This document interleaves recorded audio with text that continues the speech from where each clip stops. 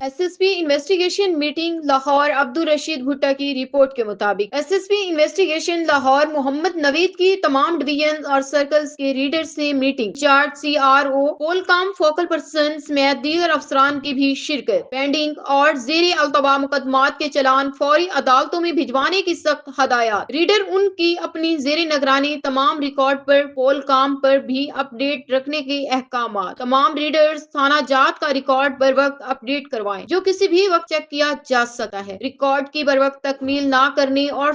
سستی برتنے والے ریڈرز خود کو سخت محکمانہ احتساب کے لیے تیار رکھیں غفلت کوتاہی اور ڈیوٹی میں عدم دلچسپی لینے والے اہلکاروں کی محکمہ میں کوئی جگہ نہیں